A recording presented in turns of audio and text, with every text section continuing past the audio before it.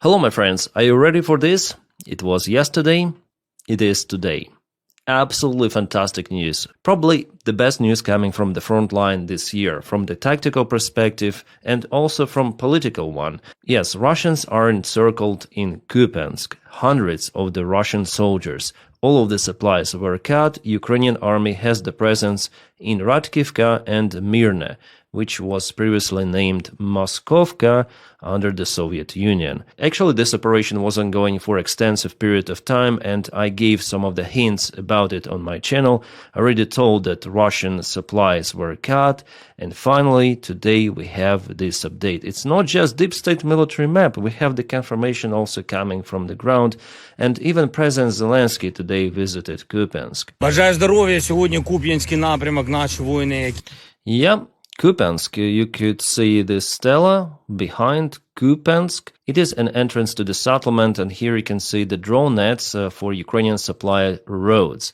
So where did Zelensky exactly film this video? Well, here we go with coordinates. This is Kupiansk, and this is the crossroad where the video was taken. Yes, over here, and it's just 500 meters away from the gray zone and roughly 1.2 kilometers, and it's less than 1 mile, away from the encircled Russian positions. It was quite risky for President to film that one, but I understand why did he do it, because the last month Vladimir Putin already announced the full occupation of Kupiansk, that it was taken by the Russian army. His generals said about it openly during briefing. Завершили освобождение города Купянска. So here, I know Russian, I may translate it to you, that general reported that we finished the liberation of the Kupiansk city. Все, закончили целиком. Yeah, we fully finished it. Под нашим контролем. Yeah, the city is fully under control. That is what Putin reported later on, and he again and again said in his interviews that Kupiansk, he says Kupiansk, is taken by the Russian army. That Russia is victorious, it is moving ahead.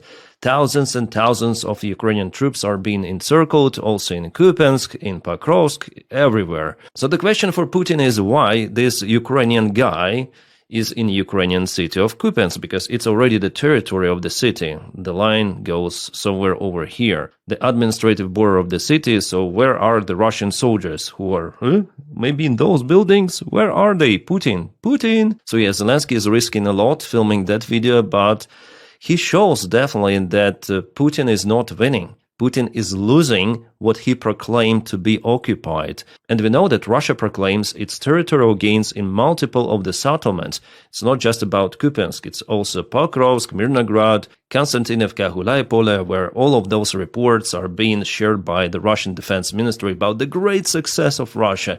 And what is happening in real life? President of Ukraine with the phone camera just films selfie video in Kupiansk that was occupied by Russians. This is a slap, very hard slap for Putin and also for Donald Trump. Donald Trump says that Russia is winning. You see, Ukraine will have to give up Donbass in any of the case. But in reality, we see that it's not always happening as Putin wants. So Putin is just telling lies. It's open. Zelensky shows it, uncovering who really Putin is. Just a murderer and liar. And now let's go to Kupiansk itself. Let's analyze what had happened, what went wrong for Russians in this city, because after all, it's bigger than Pokrovsk, it's bigger than Mirnograd and all of those cities where Russia tries to gain the ground. This map shared by the Mayakovsk Analytics shows how Russia was forced to retreat and how Ukraine pushed Russia very hard from 3 of the areas, and all of the connections were cut with liberation of 2 of the settlements, as I mentioned to you before. About Holubivka, still the fight is ongoing for it, but Ukraine already cut supplies from Kalinove, from Mastutivka, and from this bridgehead that Russia was capable to create. So Russia cannot supply anything to Holubivka because all of their vehicles are being hit by Ukrainian drones. Well, before Russia went to Radkivka, Moskovka, it was like this red area. They even landed on the other shore. At first, by the way, they were trapped on this left bank of the Oskil River, and they moved part of the forces to Kupiansk, back to the northern part. And later on, Ukraine started the counteroffensive operation. Multiple of the forces were used, including SBU Spetsnaz Alpha also. Well, there are multiple of the brigades, armies. Our guys did fantastic job in such a short term. Actually, this operation was done for the last couple of weeks. I knew some of the details, but I couldn't tell it openly. But now you see the result. That's the most important. Well, around 10 days ago, Russians understood that it's a trap and they should get out. So most of the forces, they were capable to move from Kupiansk, but not all of them. And now the number of the Russian soldiers is there, something between 200 and 300 soldiers fully trapped again in this city. So despite some poor supplies coming from our allies, I'm quite shocked that Ukraine is still capable to conduct those sophisticated, rapid maneuvers, counteroffensive operations, as Ukraine, for example, done in Dobropilya direction, Donetsk Oblast, cutting Russian assault vector, trapping Russian forces, and here we see absolutely the same scenario. In Pokrovsk, Dobropilya, also roughly 200-300 Russian soldiers were encircled. The encirclement continued for 1.5 months, and after it, Russians either were flatlined or surrendered to Ukrainian side. I expect the same for Russians in Kupiansk. The only, I would say, downside of Kupiansk that, after all, it's a city, and Russians have lots of the places where to hide from Ukrainian drones, so potentially they might still be there in Kupiansk encircled for several months easily. They may hide in the basements, they may even move between the buildings under the cover of night, under the cover of fog, very rapid moves. It is possible for them. So to get them out from the settlement would be very, very hard. They may also get water supplies, and Russia still may send their drones from any sort of those local villages with supplies, delivering water and food and munition for the soldiers. So I'm not saying that the battle for Kupiansk is over, but Russia definitely lost its initiative in Kupiansk, and for them to take it back or to somehow free their soldiers, it's not an easy way actually to get those soldiers out from Kupiansk for them. Absolutely. You see, the distance here between the red groups is more than 6 kilometers. Try to get into Ukrainian positions 6 kilometers deep and then return 6 kilometers back. For sure, it's not possible. No any vehicle, Russian vehicle, is capable to reach Kupiansk from Russian-controlled territory. Impossible, absolutely. So in a few months, this Russian group will be forced to surrender for Ukraine, or Russia would need to prepare some big attack, assault operation towards Kupiansk. But for that, they require thousands and thousands of reinforcements, armored vehicles, drones, and all of that they use in different directions. For example, Gulaipole, Pokrovsk, Konstantinivka. In attempt to disperse Ukrainian forces along the front lines, Russia dispersed their own forces too, and they're unable to achieve results in every point of the front lines simultaneously. They need to focus on 1, maximum 3 directions at the same time. And Kupiansk, it seems like, was not reinforced that much for Russians. That led to this disaster really for the Russian army. And Russian military bloggers, they comment it like I do almost. Yes, here we are at the dark side, the Russian Telegram channel. It's called Military Informant, kind of the popular one.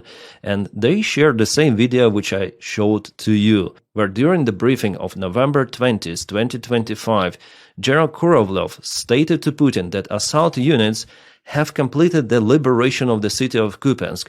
Vladimir Putin asking again, so everything is finished completely? General responded, exactly. The city is under our control. Small, scattered enemy groups are being destroyed. Later on December the 9th, the same commander, General Kurovlev, was awarded the Gold Star Medal of Hero of the Russian Federation. You see? He took Kupiansk city. So even the Russian military channels, they understand that everything happening, all of those reports are just pure lies. They also added, what about 15 surrounded battalions of Ukrainian army and other remarkable fairy tales, or tales as they say here. Kupiansk освобожден. Kupiansk has been liberated, says the representative of the Russian Federation in the United Nations, Nebeza. He got this report from Putin. He said about it on November 21st, 2025, so the last month, the previous one. He also mentions that Ukraine ignores that fact, saying that it's just a Russian propaganda and not truth, but Ukraine should accept its defeat in this very important city. That's what he said back then. Maybe Russia should accept that their forces are being fully encircled in Kupiansk, and I guess they should probably surrender. I would also advise to President's PR team, President Zelensky, to call international journalists to check it out themselves, how Russian forces are being encircled in Kupiansk. That move will absolutely destroy Putin's bullshit, because Putin calls the same stuff. Then Russian army just went to the southern outskirts of Pokrovsk. He said that Pokrovsk is being encircled together with Mirnograd. All of the international journalists, please go and see it yourself. By the time Russia was not able to deploy its propaganda to Pokrovsk, and today it was Antichrist from Russia. They sent Solovyov to Pokrovsk, who barely was capable to get out to the city center, which is now, yes, under the Russian control of Pokrovsk. But it doesn't mean that Russia took control over the entire settlement or encircled the Ukrainian forces there. No. And yes, this colonel general who liberated Kupiansk for Russia, he should stay away from the windows, I guess, in this case. Well, that's the slap, really huge slap on Russia. And how can they explain it to their audience? Zelensky is in Kupiansk. Well, we took Kupiansk, but Zelensky is Russian now, or what? Oh, this is crazy. Sometimes Zelensky does a really nice job. He's risking, but that risk definitely pays off, especially for the Western audience. They will see Ukrainian president is out there telling that Russia is spreading bullshit propaganda, that do not listen to Russia, do not listen to Donny, listen to the truth. And the truth is that Russia is struggling. They're under Ukrainian drone kinetic sanctions and missile sanctions. Their army cannot handle it, even keep positions. They cannot achieve any sort of the meaningful results on the front lines. They fight for Pokrovsk for 19 freaking months. Then every analytic was expected Pokrovsk to fall even the last year. I was one of those analytics. I was wrong. I was overestimating our enemy. It's better not to underestimate the enemy, of course. Like in case of Russia, they still have lots of the resources, potentially, and nuclear weapons. But with conventional forces, with the current Russian army they have, they cannot achieve results. And today I'm going to show you lots of the drone videos, pictures of how they're desperate to achieve at least something, because those generals, again, this freaking stupid fuck, he reported absolute bullshit. They're lying about their success. Local commanders sent those guys with the flags, reported that they've captured some of the villages. Then this information goes further. There was a big, massive flag operation in Kupiansk. I guess you remember that one. But it doesn't mean that Russia captured everything of that. Russia simply cannot control its forces properly. They just sent random mid-wave attacks, sometimes with vehicles, sometimes without, sometimes on motorcycles. It is chaos. They move just because of the resources.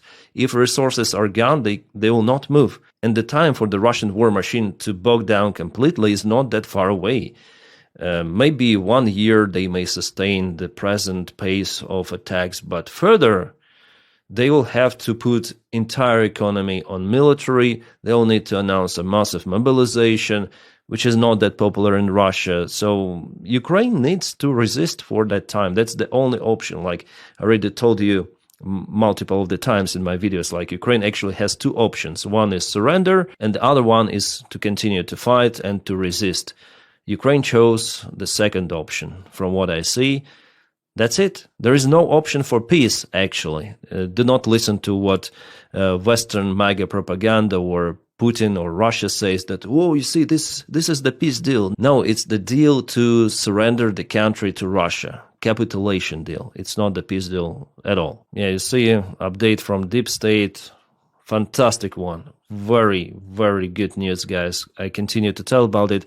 From the front lines, those are the best news this year. Yes, Ukraine is closing this year with those fantastic, optimistic news. There were multiple of the events in 2025, positive for Ukraine as well as negative. But the best thing that Russia wasn't able to break Ukrainian defense, and Ukraine is capable for those operations, even now, even freaking now. Yes, guys, in this video, I'm gonna tell how embarrassing this moment really is for Russia and for entire Russian government and propaganda.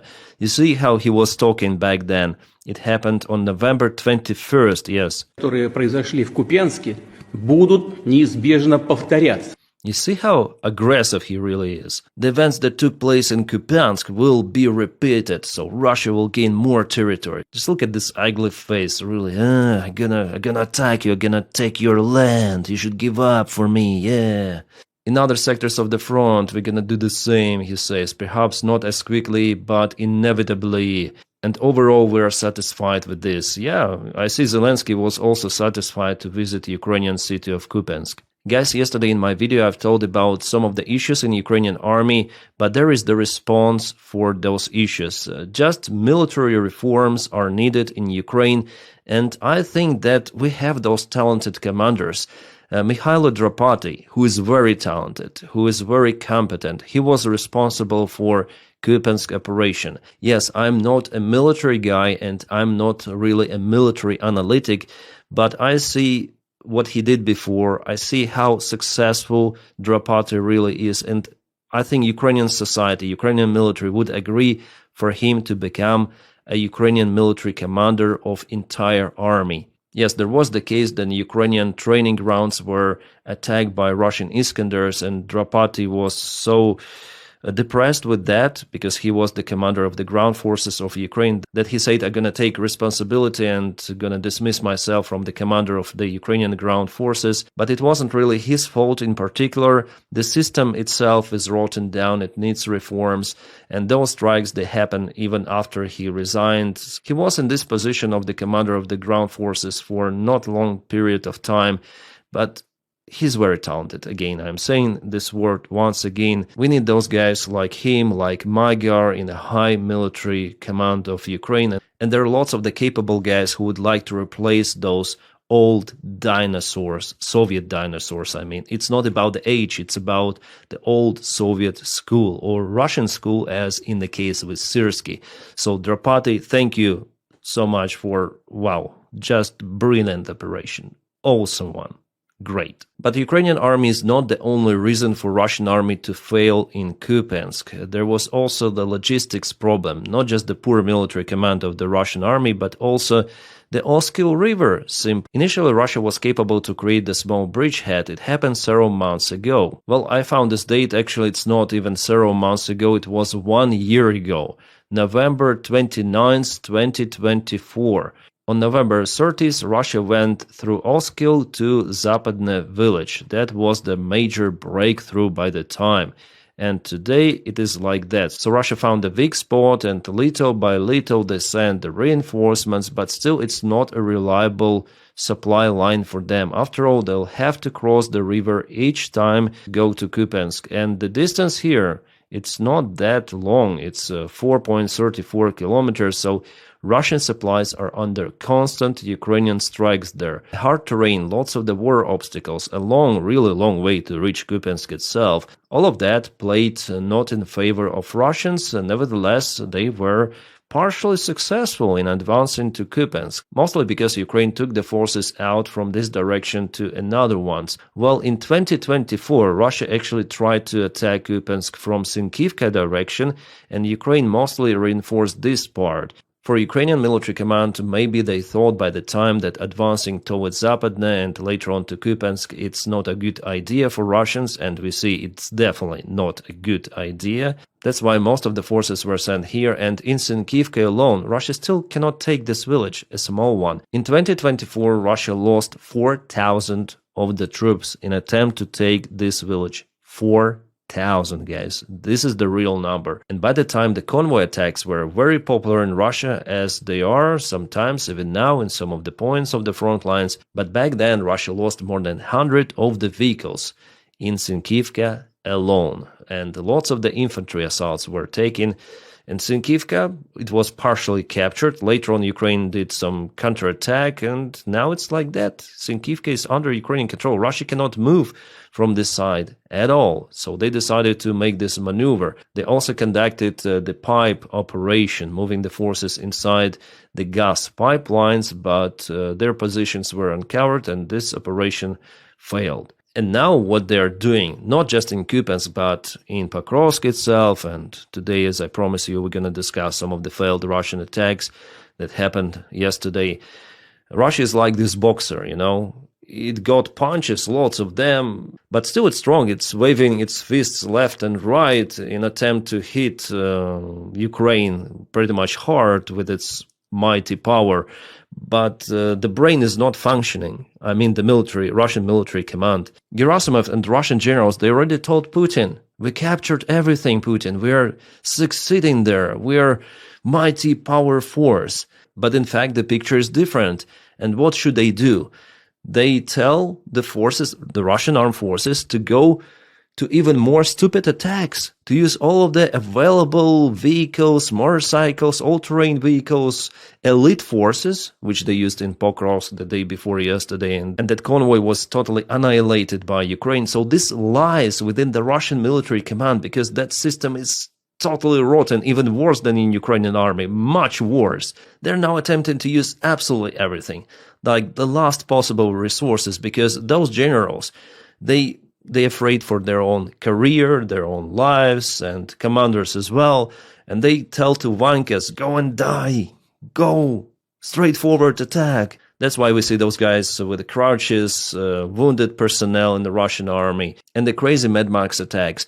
There is a lack of planning, a lack of everything, of logic in the Russian army nowadays, because they created the system. I mean, Putin himself, he created this Russian system, the system of total lies at every sort of the rank of Russian commanders, Russian army.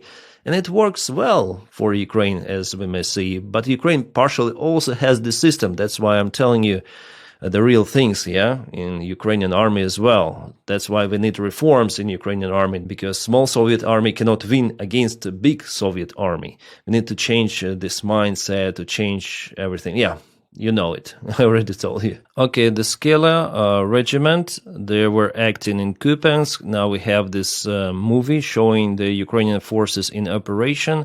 So definitely there is the presence of Ukrainian army and how they encircle the Russian armed forces in this urban environment. Also, Ukraine is using lots of the aviation gliding bombs, artillery drones, etc., etc. Very successful. Yeah, as for today's interactive military map update from Mayakovsk, it's understandable. This is the location of Zelensky, and this is the location of the Ukrainian armed forces, very close to encircled Russian positions, northern part of Kupiansk. As for the rest of the front lines, let's go to Pokrovsk-Mirnograd direction, where Russia started its offensive once again this morning.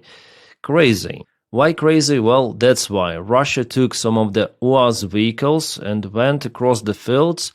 Some of them were stopped in that field, as you saw, one car was there, but the rest continued the movement. And there were some of the mines, and later on Ukraine started to use FPV drones. You may see the result of this failed Russian attack.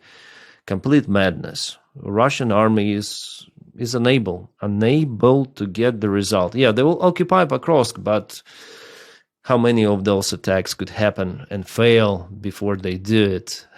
That's the Russian army, how it is. They will not show it to Russians on the Russian propaganda TV, Ruzzia 24, Russia Today, or RT. For them, Russia is always winning. All of the losses are just for Ukraine. Russia continued to liberate big cities, small towns, villages.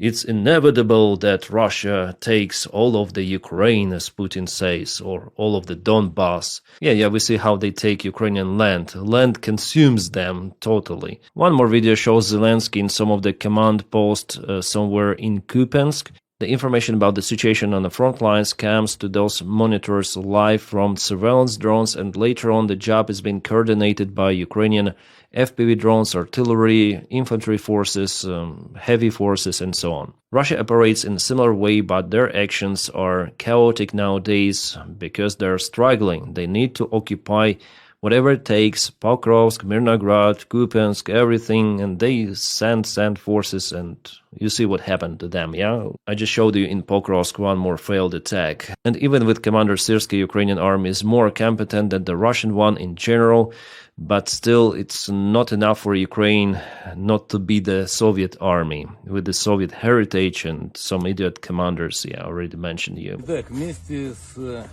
командиром 27-й, их ребятами из 506-го полка. So Solovyov is filming anti-crease for the Russian army. It is definitely Pokrovsk, but exactly at the same place. One more video was filmed 3 days ago. We understand that Russia controls this area, and you see the weather conditions there, fog and everything.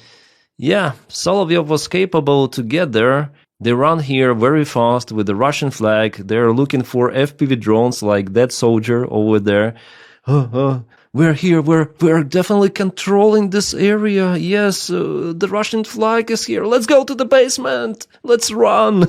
That's how it was filmed. And Russia is losing its forces in Pokrovsk. It was confirmed. So they might show their flags as they showed already in Kupiansk. Multiple of those flags and Russian soldiers who were cancelled in most of the cases carrying those flags. So this is just PR management of the Russian army. Anti-crease of the Russian propaganda. Are you happy? Did you take Pokrovsk? Hey, guy, why are you not so happy? Maybe something is wrong? Maybe you're getting ready to run away? Yeah, this guy is definitely concerned. He is not happy. I think Solovyov himself, this Russian propagandist, he didn't understand how risky it was, but he got this order from Putin to show something, you know. We need anti-crease. Zelensky showed his presence in Kupiansk. We need to send someone to Pokrovsk. Not Putin, of course. Putin, no. Let's send this blah, blah, blah guy, Russian propaganda, for him to wave the Russian flag in the area which they still cannot control fully, where they hide elsewhere. That's how Russia works, indeed.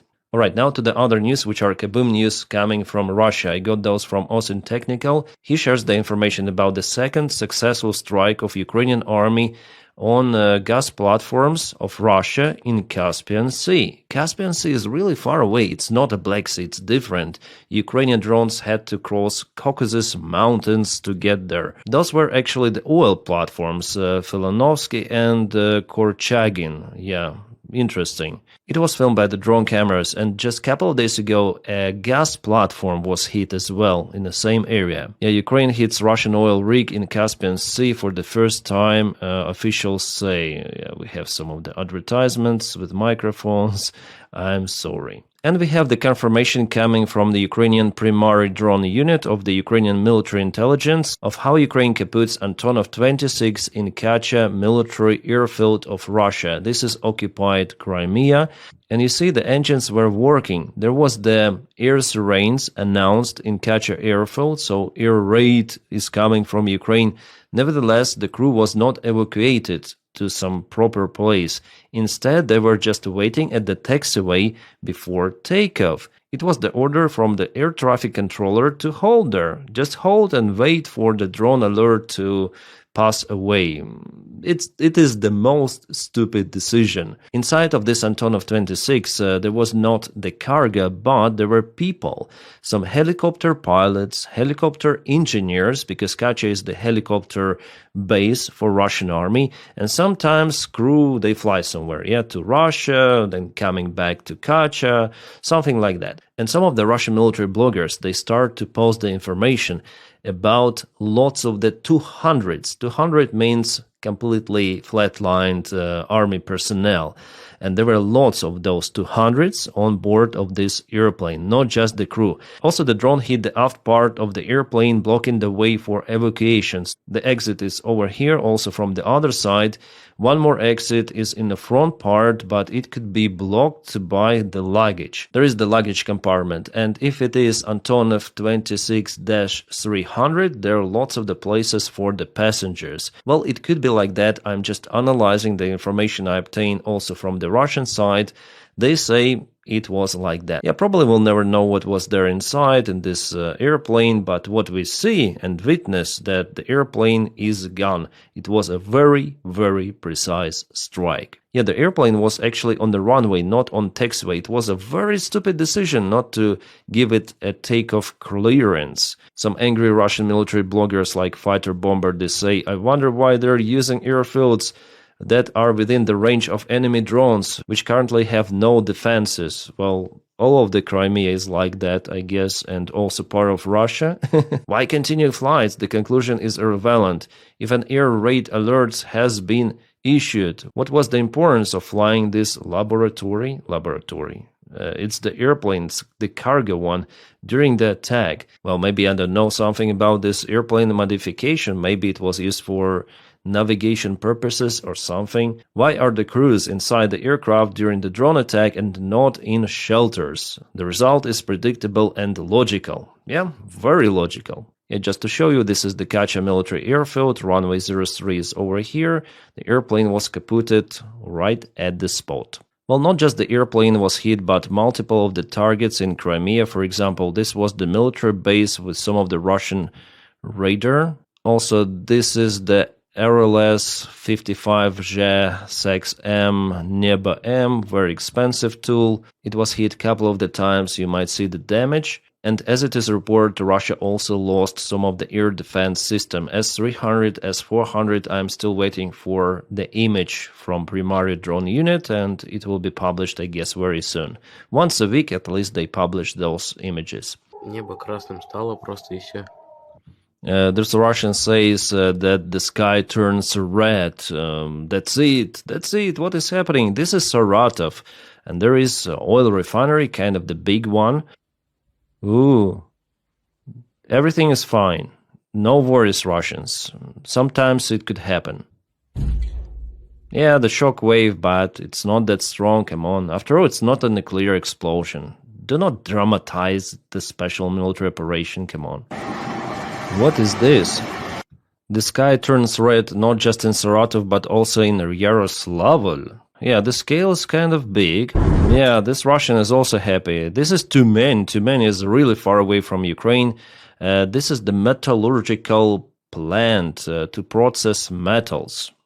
Somehow got fire. Tver, this is a drone intercepted, peaceful drone intercepted by the Russian electronic warfare. And what happened? Come on, why Russia is doing it to their own civilian infrastructure? Russian Orsk city, do not confuse with Orsk city. Some of the smoke is coming. Yeah, some enterprise was hit. White smoke, black smoke at the same time. Come on, Russians. Is there a new pope or not? I'm quite confused. Yeah, some of the factory was hit. I'm still trying to get more information about that one. As locals reported, it is the enterprise to construct some of the mechanisms and instruments. Interesting. And the sky turns even yellow in Yaroslavl. It was the last night, and here it is amber, like the skin of Donald Trump. A good name for a phenomenon. Let's call it the Trump sky. This Russian says that it burns very well. 100% agree. Yeah. This is the close perspective video. That's the refinery. Wow. Minus one more refinery, one of the biggest ones in Russia. Awesome. Some of the fire trucks, Russia thinks that it might help. Okay. We all live in a yellow submarine. The sky, the mood is yellow, yellowish. Do you know what Russian officials said? Nothing serious, it's just a regular flamethrower of this enterprise. Russians, do not look up. Everything is fine. Special military operation. Once again, goes according to the strict plan.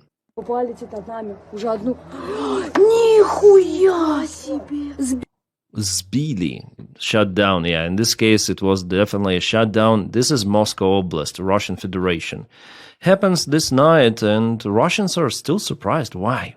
What happened? So yeah, several of the warehouses, military bases, oil refineries.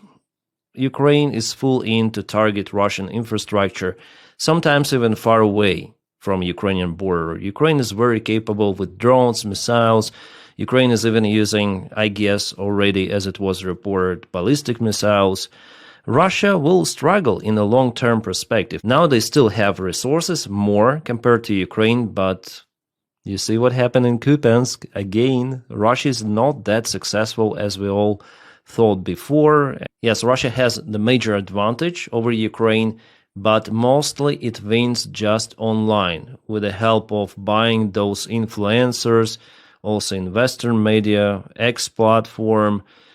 There is lots of the misinformation and people who continue to spread that pro-Russian bullshit, telling that Russia is winning. Russia is winning. No, Russia is not winning. Russia is grinding down its own army, its own economy. Ukraine has all of the perspectives to win in this war. Absolutely. I'm sure that Ukraine will not be defeated by Russia. But to make it more profitable for Ukraine, again, reforms are required, especially in army. I see good changes after this scandal, corruption scandal, that happened. It's a good thing that it happened. And I hope that finally Zelensky and the Ukrainian parliament, they will make reforms. Ukrainian people are waiting for it. It cannot continue for forever because those are the lives of Ukrainian soldiers, and this is the motivation of Ukraine in general and the Ukrainians. The military support is one thing, but Ukraine needs to evolve itself. But Russia also strikes something. This Turkish ship was hit by Russians in Odessa port. It looks like this ship was transporting the goods in containers. It is owned by Turkey. There was Turkish crew on board, and it was hit right after the meeting between Erdogan and Putin had been over, or was over, how it's grammatically correct to say in English. You understand, yeah? Putin met with Erdogan, and Putin attacked the freaking Turkish ship. Yes, in the Ukrainian port, but after all, it's the Turkish ship. Is it some sort of the response of Russia on those strikes of Ukraine done against the Russian shadow oil fleet? Maybe they will explain that it was definitely the revenge on freaking Turkish ship.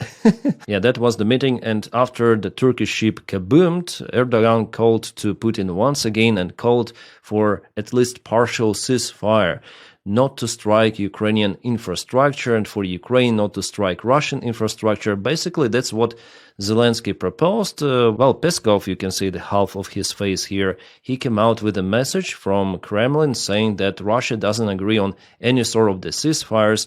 The important thing is to propel the peace plan or the peace deal without any sort of the ceasefire. I think that the reaction of Erdogan on the strike is kind of weak, I would say. He wants to look mighty, but maybe he is so dependent on relations with Russia that he didn't say anything about the strike so far. Kind of the interesting article published by The Atlantic. They say that the White House administration, Donald Trump, gave the green light for Ukraine to target Russian shadow fleet in the Black Sea.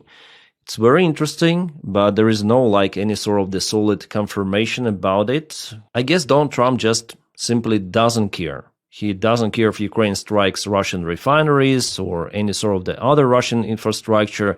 He doesn't care about those vessels.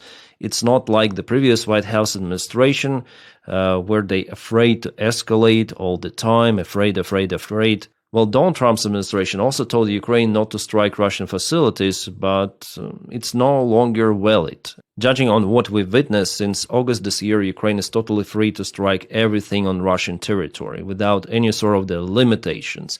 Maybe there is a direct communication with the White House and green lights needed for Ukraine to obtain, but something tells me it could not be real. Well, guys, there were also some of the political news around Ukraine, rumors, some information published in legacy media, but I would wait a little more for outcome, about confiscation of the Russian assets, about peace deal. Should we speak about this peace deal? I don't think so at all.